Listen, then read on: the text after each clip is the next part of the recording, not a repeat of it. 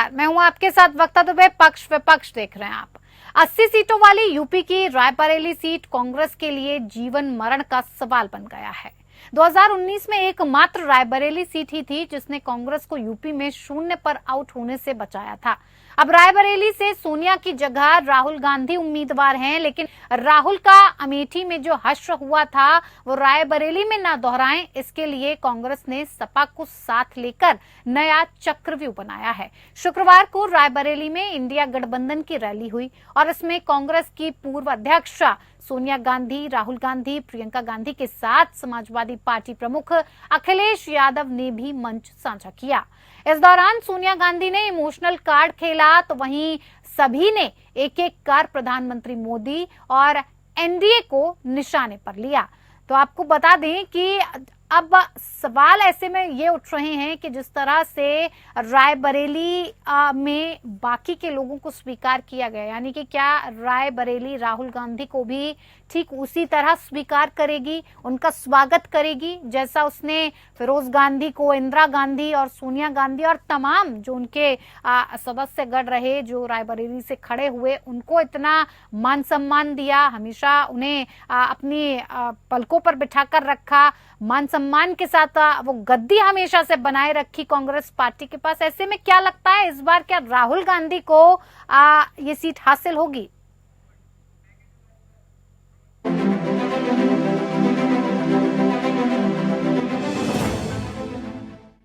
सात चरणों के चुनाव में 4 फेज में वोटिंग हो चुकी है और अब सिर्फ 3 चरण बचे हैं। ऐसे में एनडीए और विपक्षी गठबंधन सभी अपना आखिरी दांव खेलने में लग गए हैं। शुक्रवार को रायबरेली में इंडिया गठबंधन की महारैली हुई।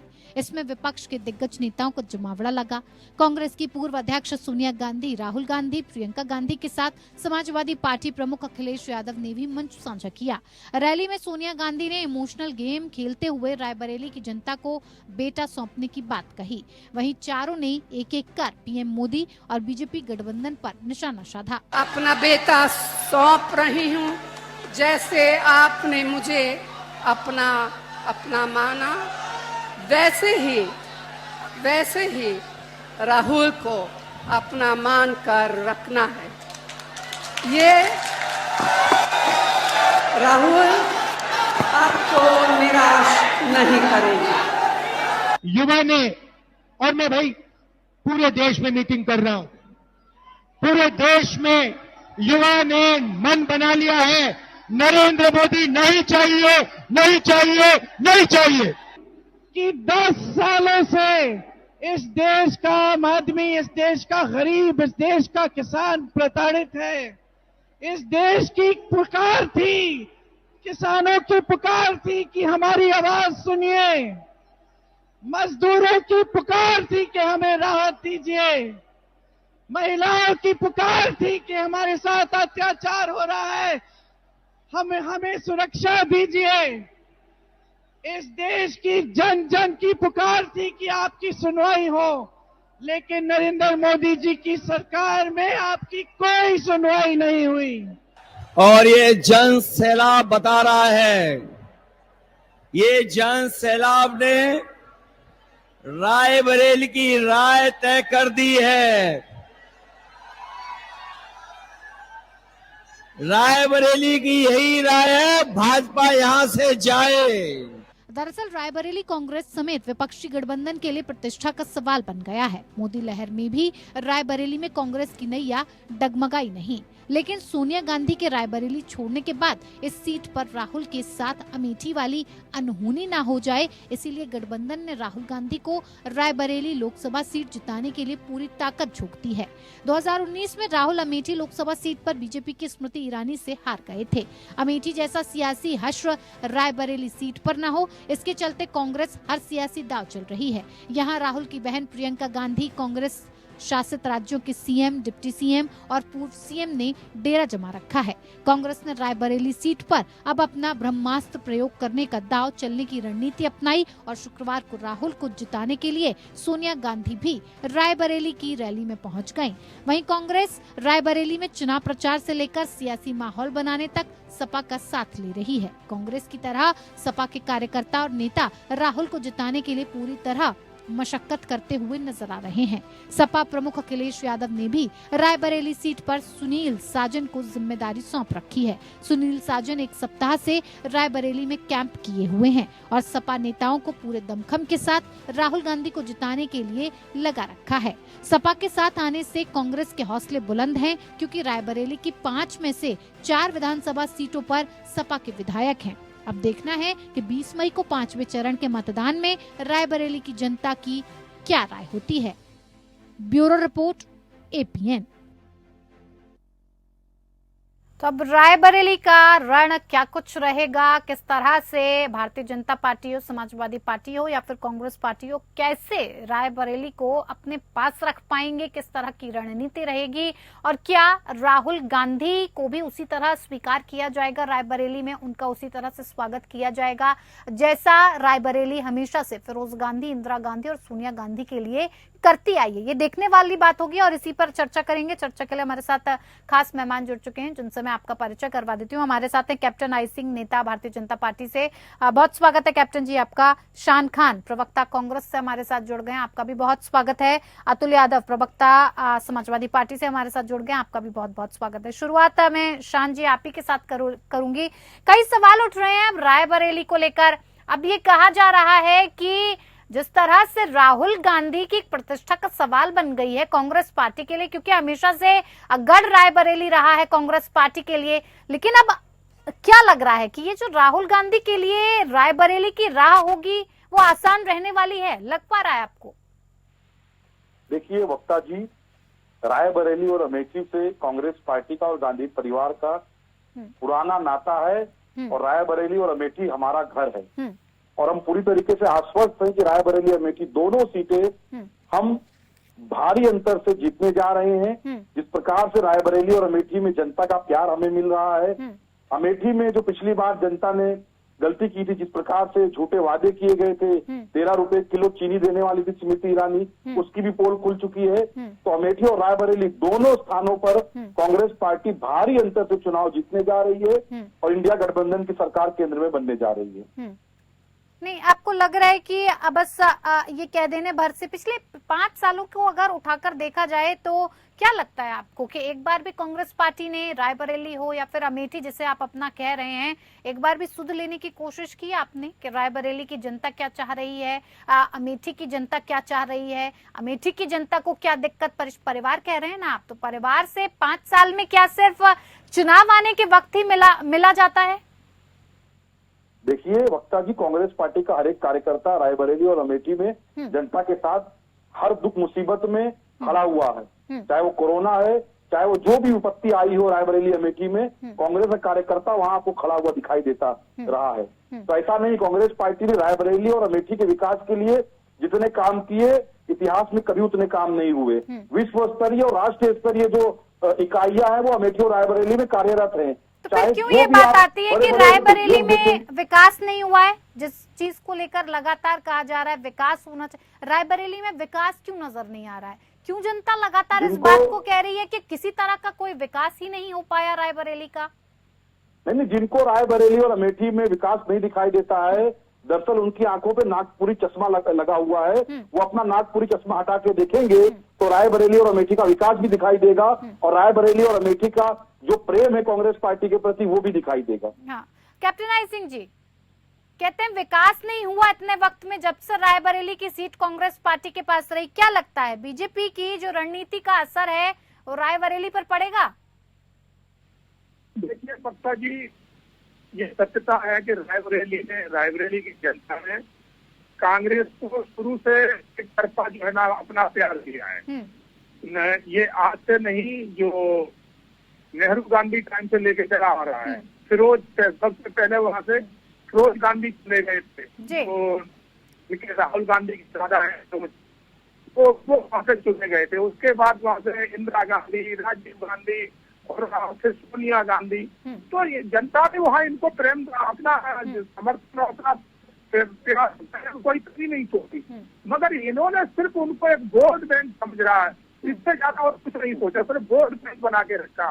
विकास रायबरेली में कितने लोगों ने किया है 70 साल में, तो आज जनता देख रही है और मान भी रही है। अब सबसे बड़ी बात ये देखिए, इतना सब कुछ होने के बाद 5 सोनिया गांधी वहाँ से सांसद, और उन्होंने एक बार भी वहाँ का कोई दौरा नहीं किया, कोई विकास काम नहीं किए, कुछ नहीं किए। तो उन्हें लगा कि हम आपकी बात चुनाव में वहाँ पूरी तरह से आ जाएंगे, जनता हमें देखना नहीं चाहती है, तो वो अपने आप को राजनीति में बने रहने के लिए या तो वो राजनीति छोड़ देती कि भाई हम राजनीति से संन्यास ले रहे हैं, राजनीति में बने रहने के लिए राजस्थान से तो राज्यसभा से आ गई और यहाँ से उन्होंने छोड़ दिया, उन्होंने मालूम था आपकी बार हारेंगे।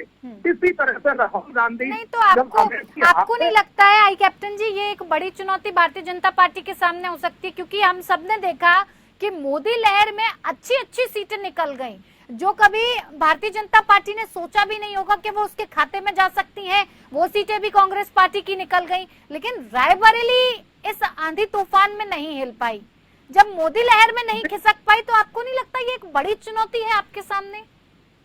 आपने बच्चा जी देखा होगा कि पहली बार में हमारी स्मृति ईरानी जी जो है ना, अमेठी में चुनाव हार गई थी राहुल के सामने, मगर उन्होंने 5 साल क्षेत्र को नहीं छोड़ा था, 5 साल क्षेत्र में डटी रही और दोबारा वहाँ कर राहुल गांधी को इतनी बुरी तरह से हराया कि वो यहाँ से कहाँ भाग के चले गए, उन्होंने मुर्गे पर नाम नहीं लिया। और दोबारा भी अगर वो चुनाव लड़ने आए तो रायबरेली में अपनी किस्मत आजमाने आए, जो वहाँ भी आपकी बात बुरी तरह हार रहे। लेकिन आप तो अकेले खड़े हैं, इनके साथ तो इंडिया गठबंधन भी है, मजबूती नहीं देख रहे हैं आप? अब इंडिया गठबंधन में पूरा देश देख रहा है, उत्तर प्रदेश भी देख रहा है कि ये एनडीए गठबंधन कैसा है, क्योंकि इसमें सब जो लोग एक जगह इकट्ठे हुए हैं, कोई एक भी वो पार्टियां है, परिवार की पार्टी है। आज कांग्रेस एक परिवार की पार्टी बन के रह गई, राहुल गांधी, सोनिया गांधी, इंदिरा गांधी से तीसरा कोई गिनती नहीं है। अब खड़के उसके राष्ट्रीय अध्यक्ष जरूर है, अगर वो पीछे की लाइन में खड़े रहते हैं, राहुल के पीछे खड़े होते हैं, सोचिए जो एक राष्ट्रीय अध्यक्ष है उसकी बहुत बड़ी अहमियत होती है, मगर राहुल गांधी के पीछे खड़े होते हैं। आप सोचिए इसी तरह से जो समाजवादी पार्टी है वो एक परिवार की पार्टी है। पहले तो फिर भी यादव भी कहते थे कि चलो ये हमारी पार्टी है, अब तो यादव भी इनसे विश्वास खत्म कर चुके हैं, क्योंकि इन्होंने 5 कर जो बांटे हैं यादवों के नाम पे अपने घर में ही बांट दिए। एक खुद अपने लड़ रहा है, पत्नी लड़ रही है, एक भाई लड़ रहा है, एक बच्चियां लड़ रहा है, तो यादव कहाँ रह गए? तो यादवों का भी वो भंग अब समाजवादी पार्टी से हो चुका है, इसलिए न तो वहाँ अब समाजवादी का जादू चलेगा रायबरेली, तो कांग्रेस का तो खत्म हो ही चुका है। भारतीय जनता पार्टी का वो बड़े मार्जिन के साथ रायबरेली में। अतुल यादव जी, आपका भी कोई जादू नहीं चलने वाला, कांग्रेस पार्टी का भी कोई जादू नहीं चलेगा, सिर्फ और सिर्फ भारतीय जनता पार्टी ही नजर आएगी। वहाँ पे इनके कितने विधायक चुने गए हैं विधानसभा 2022 के चुनाव में? ये भूल जाते हैं कि समाजवादी पार्टी और कांग्रेस दोनों मिलकर लड़ रहे हैं। हमारा एक बड़ा जनाधार है, कांग्रेस का भी जनाधार है, कांग्रेस की ये परंपरागत सीटें हैं अमेठी और रायबरेली। जनता जो है उस परिवार को चाहती है, उनके लोगों के द्वारा देश में बलिदान दिया गया है। हमारे राष्ट्रीय अध्यक्ष माननीय अखिलेश यादव जी वहां पर आज चुनाव रैली में थे और समाजवादी नेता के तौर पर हमारे राष्ट्रीय अध्यक्ष जी ने वहां पे आह्वान किया, अपने कार्यकर्ताओं को आह्वान किया कि जो ताकत लगा सकते हैं ताकत लगाकर चुनाव को जीता जाए और रायबरेली अमेठी जो है भारी मतों से जीती जाएगी। हमारे नेता वहां घर घर जा रहे हैं, जन जन तक लगे हुए हैं, तो चुनाव तो ये भाजपा तो कहीं भाजपा रायबरेली अमेठी में तो कोई नजर भी नहीं आने वाली। नहीं देखिए अतुल यादव जी, देखिए ये लगातार इस बात को कहते हैं कि विकास नहीं हुआ, लेकिन रायबरेली में 5 में से 4 विधानसभा सीटों पर आपका कब्जा है, 4 विधानसभा सीटों पर आपके विधायक हैं। ऐसे में सपा की भी तो उतनी जिम्मेदारी बनती है कि अगर ये सवाल उठ रहा है तो इस पर आप भी कुछ करें। आपने क्या किया? विकास की बात आती है तो क्यों विकास नहीं हुआ? देखिए, हमारे द्वारा लगातार विकास किया गया, हमारे द्वारा रोडें बनवाई गई हैं, युवाओं को लैपटॉप, पढ़ाई के लिए लैपटॉप दिए गए, बालिकाओं को साइकिलें दी गई। तो क्यों कहा जा रहा है शिक्षा पर उसमें जाते 7 साल से? अगर उत्तर प्रदेश की बात करें, योगी जी कितने समय से मुख्यमंत्री हैं, तो अगर वो वहां पे क्या कर रहे हैं? अगर देखा जाए तो ये है सर्व जो विकास किया वहाँ पे कांग्रेस ने किया या समाजवादी पार्टी ने किया, इसके अलावा किसने वहाँ पे विकास किया? बता दीजिए। 13 रुपए किलो चीनी कहाँ मिल रही है? बता दीजिए। जी आई कैप्टन जी बताइए, जवाब दीजिए। देखिए, विधानसभा में ये कह रहे हैं कि हमारा कांग्रेस का गठबंधन है। अरे गठबंधन तो इनका मायावती के साथ भी था पिछली बार, कितनी सीटें हासिल कर ली थी। तो और राहुल के साथ भी एक बार गठबंधन रह चुका है। उस टाइम मीडिया में भी सबने भी जो दिखाया था कि उत्तर प्रदेश के 2 लड़के, मगर हासिल क्या हुआ था और लास्ट में पता चला कि राहुल अखिलेश की सरकार को और साइकिल को दोनों को ही तोड़ के चले गए। तो वही हादसे इनका चुनाव के बाद फिर होने। देखिए जो ये बात कर रहे हैं, अगर आप गठबंधन किस तरह से रहा है, तो आप ये चुनाव के बाद देखना कि इस गठबंधन का क्या हर्ष होगा, क्योंकि घनश्याम जी क्या लग रहा है, देखिए पूरा आपने कुनबा तो उतार दिया रायबरेली में। इस वक्त हर कोई नजर आ रहा है, प्रियंका गांधी, राहुल गांधी, सोनिया गांधी, खड़गे जी, तमाम सीएम से लेके डिप्टी सीएम तक सब वहां पर डटे हुए हैं। लग रहा है कि एक इमोशनल कार्ड खेल देने से और ये कह देने से कि जैसा मान आपने मुझे दिया वैसा ही मान आप राहुल गांधी को दें, राहुल गांधी आपको निराश नहीं करेंगे, लगता है कि ये इमोशनल कार्ड जनता के सामने काम कर पाएगा? देखिए वक्ता जी, रायबरेली और अमेठी के साथ गांधी परिवार का राजनीतिक रिश्ता नहीं है, बल्कि भावनात्मक रिश्ता है। ठीक है। तो कहीं ना कहीं इंदिरा जी की कर्मभूमि थी, उसको उनके बेटे ने संभाला, फिर उनकी बहू ने संभाला, और अब जब सोनिया जी का स्वास्थ्य ठीक नहीं रहता है, ऐसी परिस्थिति में वो रायबरेली का दौरा कम कर पा रही थी, इसीलिए उन्होंने अपनी कर्मभूमि अपने बेटे को सौंपी है। और रायबरेली अमेठी के साथ भावना का रिश्ता है, इसको भाजपा नहीं समझ सकती, क्योंकि भाजपा हमेशा राजनीति करती है।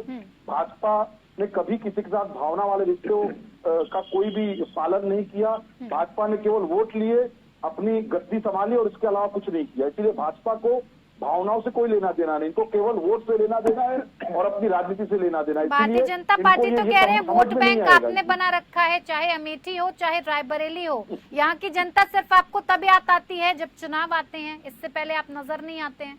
हाई कैप्टन जी कह रहे हैं। देखिए ये हताश निराश हो चुके हैं। रायबरेली और अमेठी में भाजपाई जो है वो हार मान चुके हैं, इन्होंने हथियार रख दिए हैं। और ये दिल्ली तक भी मोदी जी को और अमित शाह जी को भी ये बात पहुंचा दी गई है कि यहाँ पर जमानत जब्त होने वाली है। इसीलिए मोदी जी और अमित शाह जी भी देख लीजिए, वहां पे दिखाई नहीं पड़ेंगे आपको। अमित शाह जी ने 2-4 दौरे किए थे, अब उनको पता चल गया है कि बुरी तरीके से हार रहे हैं, तो इन्होंने मैदान छोड़ दिया है। इसीलिए केवल टीवी में बैठकर अनर्गल बयानबाजी करना और इस तरीके से कुछ भी बोल देना, ये भाजपाइयों का एक तरीके से कहते हैं ना कि इनकी परंपरा बन चुकी है कि टीवी में बैठकर कुछ भी बोलते रहना। वरना रायबरेली और अमेठी में जनता चुनाव लड़ती है, वहां की जनता और कांग्रेस पार्टी और गांधी परिवार का जो संबंध है वो अटूट है, वो संबंध भावनाओं का है, वो संबंध राजनीति का नहीं है। इसलिए रायबरेली और अमेठी में भाजपा का संपूर्णता सुपड़ा साफ होगा। इनके प्रत्याशियों की जमानत तक जब्त होने जा रही है। किन मुद्दों पर क्या कह रहे हैं आप? अमेठी और रायबरेली की जनता को क्या आश्वासन दे रहे हैं? आप आएंगे तो क्या देंगे उन्हें? देखिए हमने जो सुनिए हमने जो अपने घोषणा पत्र में वचन दिए हैं वो अमेठी और रायबरेली में भी लागू होगा। ऐसा तो है नहीं कि अमेठी रायबरेली में नहीं लागू होगा। और दूसरी बात कि अमेठी रायबरेली में जो विकास की बात करते हैं, अमेठी और रायबरेली में आप जाकर देखिए, सारे राष्ट्रीय स्तर की इकाइयां अमेठी और रायबरेली में है। चाहे HAL ले लो, चाहे वो शिक्षा के क्षेत्र में हो, चाहे वो चिकित्सा के क्षेत्र में हो, चाहे वो रोजगार के क्षेत्र में हो, वहां पर कोच फैक्ट्री लगाई गई। यानी इतने सारे काम किए गए कि मैं गिनाने बैठूं तो पूरी डिबेट में केवल कांग्रेस और गांधी परिवार द्वारा रायबरेली और अमेठी में किए गए काम को गिनवा सकता हूं। इसलिए भाजपा के प्रवक्ता मुंह बजाना बंद करे और अपनी हार को स्वीकार कर ले। हाई कैप्टन जी जवाब दीजिए। बहुत अच्छी बात है, इन्होंने अपनी बात का अपने आप ही जवाब दे दिया। फिर ये इतने क्यों परेशान है, क्यों प्रियंका गांधी वहाँ पड़ी हुई है, क्यों अखिलेश वहाँ पड़े हुए हैं, क्यों राहुल गांधी वहाँ खड़ के सब वहाँ पड़े हुए हैं, जगह छोड़ नहीं रहे। तो इतना ही इसमें लग रहा है तो क्यों वहाँ परेशान हो रहे हैं? फिर तो एक तरफा दिखाई दे रहा है। बात यह है कि कांग्रेस हो चाहे समाजवादी हो, इन्हें सिर्फ झूठ बोलना है और झूठ बोलने के अलावा इनके पास तो मुद्दे कुछ है नहीं। काम इन्होंने कभी कुछ किया नहीं है। समाजवादी जब सरकार उत्तर प्रदेश में एक राज्य आया है, लॉ एंड ऑर्डर इन्होंने खत्म कर दिया है, परिवार को जो है ना बढ़ाया है, जमीनों पर कब्जा किया है, भू माफिया वहाँ भी हो गया है, दारू माफिया वहाँ माफिया इतना हावी रहते हैं जब समाजवादी की सरकार आती है। सत्ता में चलिए मैं इसका जवाब देता हूँ। हेलो नहीं बोल रहा हूँ मैं, कांग्रेस तो आपने देखा होगा कि पूरा देश हाय कैप्टन जी, आपकी आवाज हम तक साफ तरीके से नहीं पहुंच पा रही है। मैं रुख अतुल यादव जी का करती हूँ और अनुरोध करूंगी कि आपकी आवाज को ठीक किया जाए। जी अतुल यादव जी कह रहे हैं समाजवादियों ने जिस तरह से यूपी का बंटाधार किया है, लॉ एंड ऑर्डर से लेकर तमाम व्यवस्थाएं जो यूपी में देखने को मिली थी वो वैसी की वैसी हैं। समाजवादी पार्टी अगर धरना देती है तो इससे गुंडागर्दी नहीं कहा जा सकता। समाजवादी पार्टी जनता के लिए लड़ती है तो उसे गुंडागर्दी नहीं कहा जा सकता। समाजवादी पार्टी जनता के लिए संघर्ष करती है और जनता के लिए संघर्ष करती है। जमीनों पर कब्जा होता था, किस तरह से ये दारू माफिया कभी नहीं, हमारे कार्यकर्ता सैनिक कार्यकर्ता है।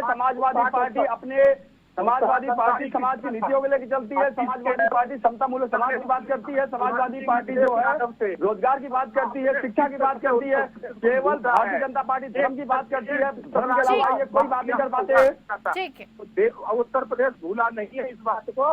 ये तो अभी ये जब अभी जो अगर आप 4 जून को परिणाम देखेंगे तो आपको पता चल जाएगा कि उत्तर प्रदेश की जनता के द्वारा जो परिवर्तन की लहर प्रथम चरण से जो चलाई गई है और 1 जून को जो लास्ट चुनाव है, इसमें आपको पता चल जाएगा कि उत्तर प्रदेश की जनता ने आपको किस प्रकार से विदाई करी है। भारतीय जनता पार्टी की वो विदाई होगी कि नजर भी नहीं आएगी उत्तर प्रदेश में। चलिए मैं ज्यादा वक्त नहीं दे पाऊंगी। बहुत बहुत धन्यवाद आप सभी मेहमानों का हमारे साथ इस खास पेशकश में जुड़ने के लिए। पक्ष विपक्ष में इतना ही। नमस्कार।